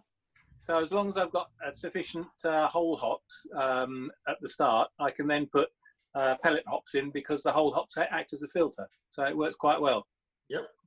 Depends on the varieties. Whatever. I mean, I've always loved using Aurora, and you can't get that pelletized. So I use that a lot, and yeah. Most of the time when I use pellets is when Malt Mill or whoever sends me pelletized version of the whole hops that I've ordered, and then I can't be bothered arguing the point. Oh, right. I always use whole hops because I used to have a rabbit and I can't bear the sight of little pellets.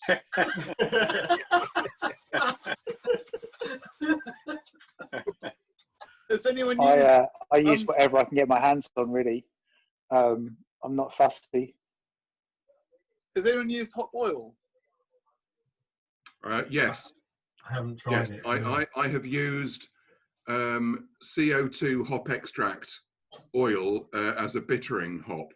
Yeah, I still have those, Mark. Yeah. Sorry? I still have yours. You still got some? Oh, have you? Yeah. Yeah, I don't use it anymore. I've experimented with it to be. How do you dissolve it? Well, that's the trouble because there have been people who've said that you stick it in the boiling wort, and it will then push itself to it forms on the top, and then there's a little bit of a film around the edge of the boil of your kettle, and has it actually gone into there? It will eventually dissolve in there, but you have to watch out to make sure that it hasn't stuck around the edge of your kettle when you first put it in. But a lot of I don't know. It's something that people use, so it's got its use, obviously. I've not used it for a couple of years now. I think why I moved away from it, I couldn't tell you. Do extract not more for post boiling, like in a cold on the cold side? Sorry? Because CO2 extract, is it already isomerized or not? No, because you've got to stick it in the beginning of the boil. Therefore, you've got to isomerize it. Okay. The stuff which has already been isomerized. Oh dear. Yeah, that's going to be, I suppose, where you can add the bittering to it, the hop extract, which has already gone through that to obviously increase the bittering, which I do have some of in case I ever needed to use it, but I've not had the need to do that just yet. But I better do it soon because it's going to run out next year. So the original question, did it answer that one or no? Yeah, you just said who uses it, and you could do a no brew boil by getting isomerized hop extract. Do you mean a no boil? Yeah. But it's very unidirectional. No, you can't. because you can't. because it has to be isomerized. But you can buy isomerized hop extract. Oh, that's something different. Yes. Okay. All right. Okay. Yeah, you could also you could get your bitterness through beta acids, not alphas. So you could use dry hop only, like Nipas do. Nipas get their bitterness from beta acids, not alphas. You just use a shitload of them, and yeah, you just hop the shit out of whatever beer you're making and deal with the consequences. And also using an isomerized hop extract purely for bittering, it gives a very unidirectional and very sharp bitterness. So you can use it to complement or to increase the bitterness, but not for the full bitterness. There are some, so Sven, I'm totally with you here. There are some hops, you taste some beers that are made of hops with bittering where they produce this lovely rounded or sort of soft bitterness, which is really quite something. And you notice it in really commercial beers that they've just got this very one-dimensional thing going on. Exactly, it's like bang, so too sharp. Yeah. Do you know that they have used something other than what we have done in that instance, or you just? Yeah. So how is that done? Is that a mix of alpha and beta acids? Or... But I think it also might depend how and when you basically add the hops, because for most of my hoppy beers, I don't do any bittering additions. I add all the hops basically at 0 and just keep them in a whirlpool at 85 degrees, and that's where I'm getting all the bitterness in the beer. So I guess it might depend where you utilize and where you add the hops, at what stage, and so on. So I guess there are so many things that you can play with as well. So I think you're right. You can play with it to your heart's content. There's no right way. Yeah. I had some fun playing around with English bittering hops a few years ago, and there's one that sticks in my mind, which is Pioneer, which is just like it's like a razor, so sharp, and like I can tell it's in anything because it just kind of like it has this cut through. It's just really brutal, and I don't like using it anymore because it's just too much. I reckon if you used it in really low amounts, it might be different. But so now I've just used Pioneer as a late hop in a beer, admittedly in conjunction with a load of other hops, but yeah, there's no particular sharpness that comes out. It works really well. It's probably much nicer as a late hop, Ken. Yeah. As a boil hop, 60-minute boil, it's a really different animal. Yeah.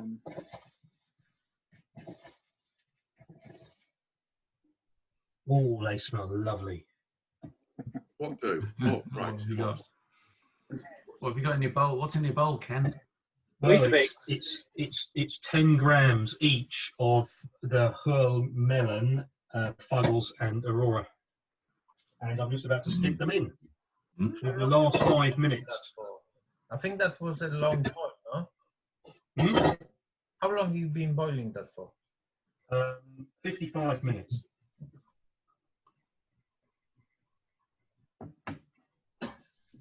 So what's the volume right now of there? Is it like 20 liters, 10, or what is it?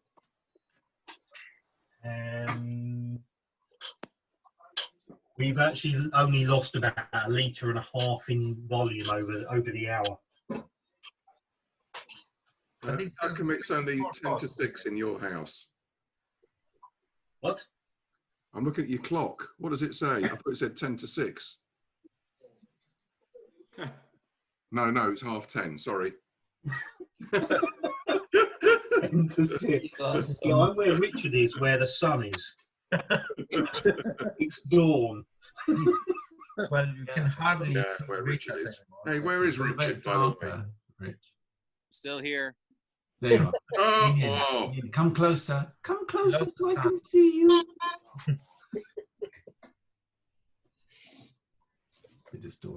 I think Ken, you've got your lid on your boiler, and I read somewhere that you mustn't put a lid on the boiler. Yeah, I was. It's not closed though. Okay, because I never know what to do. I kind of feel like I ought to put the lid on to save energy, but the internet tells me I mustn't have the lid on, so I don't have the lid on, but you've got it half on. But that's Ken, so don't do what Ken does. He's doing it quickly. There's plenty of way for the volatile DMS precursors to escape there. So I have it like half on because it essentially it encourages the believe it or not, the evaporation, doesn't it? You get a stronger boil and then you get more evaporation. Wherever I have it off entirely, you don't get as vigorous a boil. I found that I've got one of those camping mat things, and if I wrap that around, then I get a much more vigorous boil. Yeah. I used to do that with my big kit, and then I had a brewery fire due to a boil over, which made contact with the with the electrical connections and then the camping mat. And it's like, oh, my boiler is actually on fire, and there are flames like several feet high. That was when I took the camping mat insulation off the kettle. Obviously, doesn't work. Not to be advised with gas anyway. Is a hugely vigorous boil good? I mean, I've heard a lot of German brewers say like quite a moderate boil is. Well, ultimately, I'm trying to reduce the volume. Yeah. What does Brewlosophy says about that? Yeah. It might be non-conclusive. Is that what happens in all Brewlosophy experiments? Is it just like inconclusive? There's no conclusion to that question. Yeah, exactly. So I think any question that you have in brewing, basically experience, that they're all inconclusive. So yeah, put 5 brewers together, 5 opinions. Yeah, it always depends on all those small things and your setup and your ingredients and everything else, and just you're not gonna get a clear answer from it. Stick with the opinions of the brewers who epitomize the traditions you most like. You know, stick with the Belgian brewers or the Czech brewers or the German brewers or the English brewers or basically all those people who tasting your beer and saying if it's a good beer or a bad beer. Yeah. If you enjoy your beer and you're doing something right, so just keep doing that. I know in some cases people reduce the vigorousness of the boil to avoid one color, and second to avoid a bit of nutty, toasty flavors in the beer. Like for gentle Belgian wheat beers, typically it's a very, very, very gentle boil. Yeah, I can see the sort of point there with that sort of style. I mean, a vigorous boil is not necessary. Yeah, I think what I was saying, I'm just trying to reduce the volume of beer. But yeah, that sort of style, yeah, you wouldn't be concerned about boiling the hell out of it, because you don't really want to be getting any like melanoidins in your Vic beer, do you? Because that would be totally out of place. Yeah. But then at the other end of the scale, I thought the whole thing of like the Scottish ales, where like in the old formulations of the BJPC, they said like boil the fuck out of it, just boil it and boil it and boil it, and that's not the thing anymore. They say, well, you know, you get that sweet malty flavour by the grist that you use. Yeah. So, like, can you do it the other way? Like you say, like avoid that toasty flavour, but can you get a toasty flavour by boiling it more? It's the same with decoction in lagers. You can perfectly get a decoction type of flavor by using Vienna malt or a bit of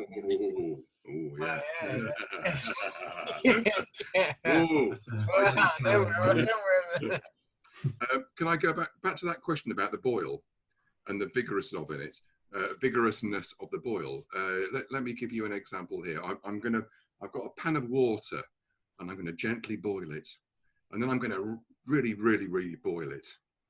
What's the difference between the two? Because they're both they all both boil at 100 degrees centigrade. So Isn't there a physical thing that happens, partly to do with the flocculation of the protein, so they clump together during the vigorous boil, obviously help clarify the work, and also isn't isomerization partly due to the vigorousness of the boil? But what I was talking about was it gets to 100 degrees and that's it. You can't go beyond it. Yeah, but with more energy put in, more it will evaporate more. Yeah. And also, water will have a different effect than sugars and starches and proteins and whatever that's in beer, I guess. So, like, yeah, it won't change the structure of the water, but more water will evaporate the more energy you put into it. Mm. But if that liquid is so if it's boiling, then reactions. I'm not so sure about that. No, like your pot of water will always stay at 100 degrees Celsius. Yeah. Depends how high you are. But it will evaporate off more. Yeah, depending on how high you are. Yeah, with the because after you've had a bit of a smoke, you can't really control the stove very well.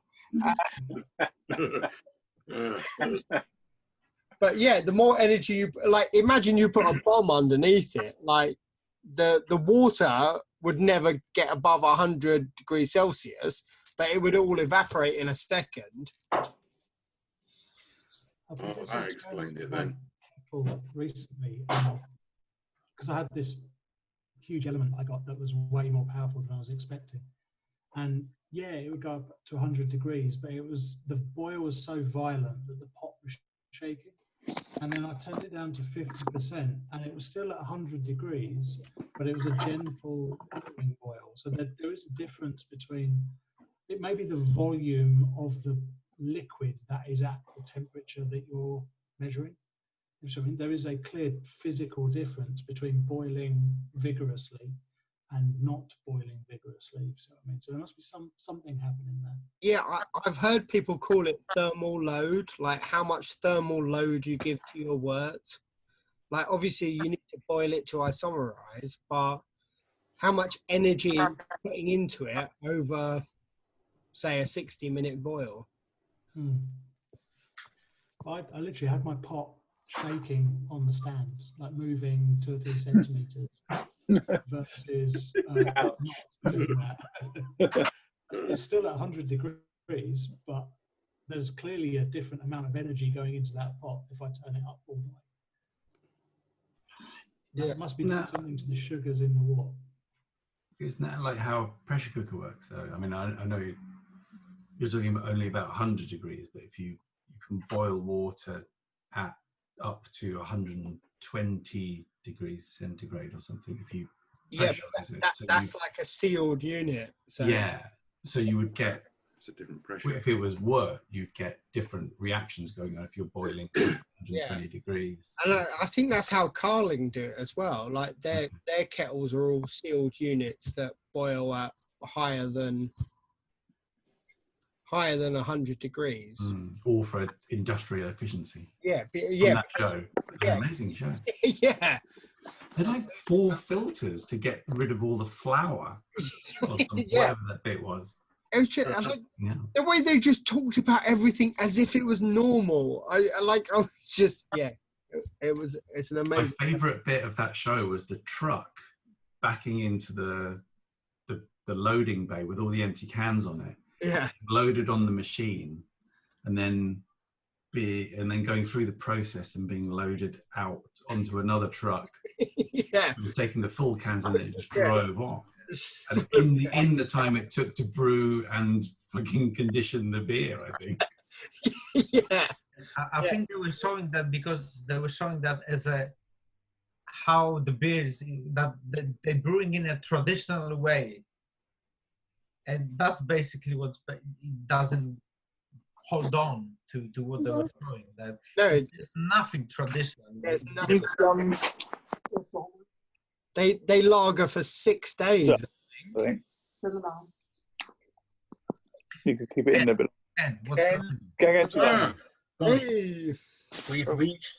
we've reached flame out, and I've dumped the entire pot in my sink, which is full of cold tap water, which currently measures 15.5 degrees. So that's what temperature the water is coming out of the mains after running it for several minutes.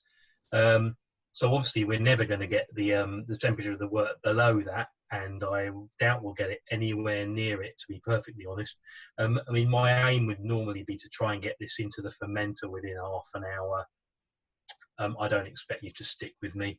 But what I will basically be doing is sticking one sort of thing like this to stir the wort in one direction, and one thing like this to stir the cold water in the opposite direction. And I'll put my hand in the water to test how hot it's getting, and once it warms up, I'll drain it off and put in a new batch of cold. Yeah? Okay. Science in action. It is, yeah. You've got a bit of fish finger on that one. No, that's a bit of hop. Oh, sorry. But that's the one that's going in the sink anyway. Oh, that's okay. The other one's been in a bucket of star sand. That's also not very traditional way of brewing beer. Fish fingers. Or with fish fingers.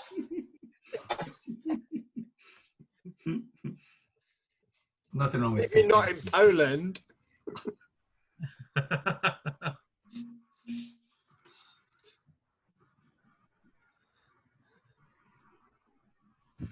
It's more fascinating than when I do it, I've got to say. Look at those smooth moves, like he's got a lovely stroking. He knows what he's doing. Like the sound. Yeah. Wait, no, I couldn't. Oh, I can hear it now. I'm caressing the sink. You are lovingly. I'll keep doing it. I'm almost there. Are we recording that? I'm gonna need that later. To help you to get to sleep, is it? Let's stick the thermometer, which has also been in the star stand. See what temperature the wort is.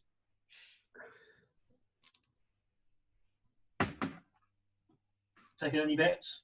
57.2. 53. 55. I wish. It's currently 70 degrees. Oh. Well, you're not going. It's actually come down from 100 pretty damn quickly. What's the temperature in the sink?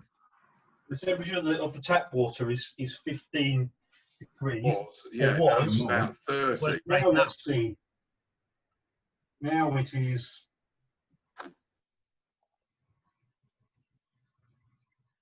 27 point something and rising. Getting up to 28. So we'll be draining that. Yeah, time to change that. And running in a new load of cold and trying not to splash anything into the wort. Yeah. I could put the lid on. Put the lid on it. Yeah, put the lid on it. Yeah. I could. Well, I mean, that would interfere with the heat exchange. That's better than not having water being splashed in it. Maybe. In reality, I don't expect to get this much below about 27, 28. And I'll pitch the yeast anyway, because I'm a cunt. I remember doing this once, like a big pot in the bath, and I put it in the bath and I ran cold water in, and I forgot about it, and the water went above the level of the brew pot and went into it, and I'm like, well, that's a day's work wasted, isn't it? Like, it is cold. That is what I wanted, but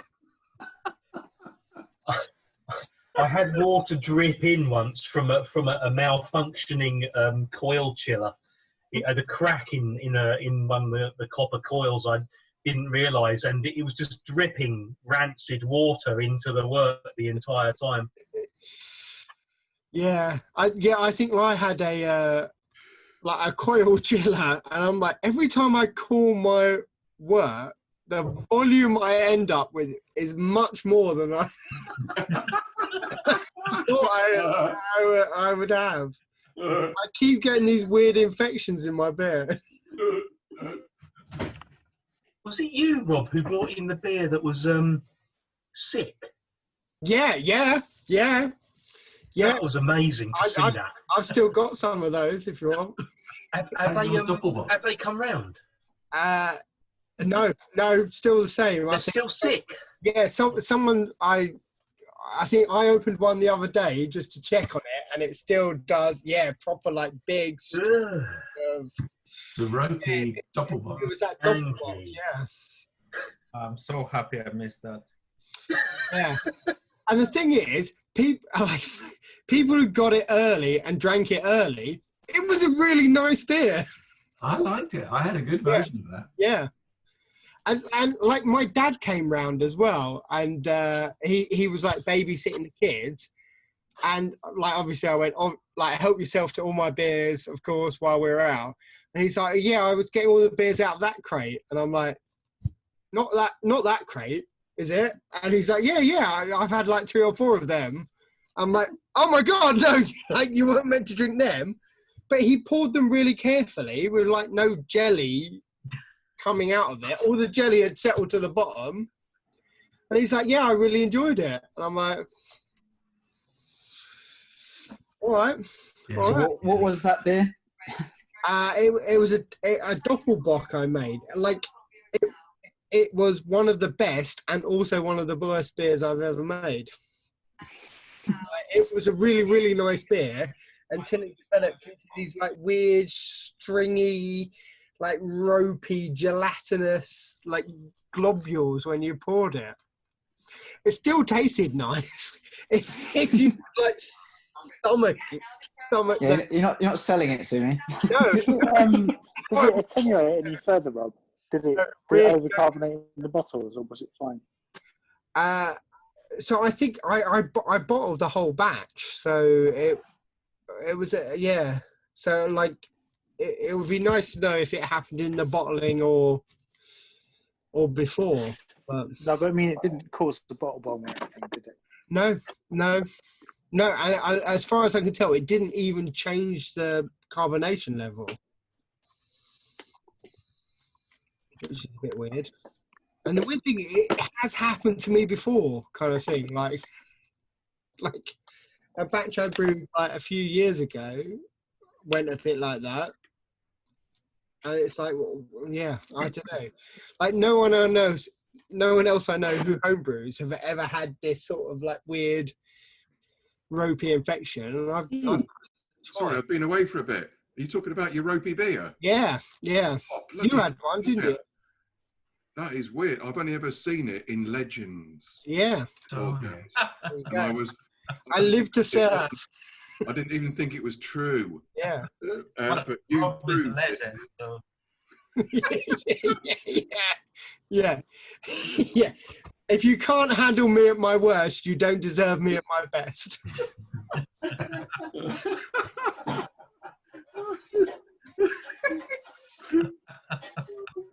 Oh, it's true. Basically, you will cool down the wort until pitching temperature now, right? Sorry? So basically, you're going to cool down now the wort till pitching temperature. Not quite till pitching temperature. We're going to get it roughly to about 30 Celsius, and this is based on my experience rather than any scientific thingy, like this entire method of brewing. And when it gets to about 30 Celsius, maybe 35, I will then decant that wort into the fermenter, and I will then top it up with cold water straight from the tap, unadulterated.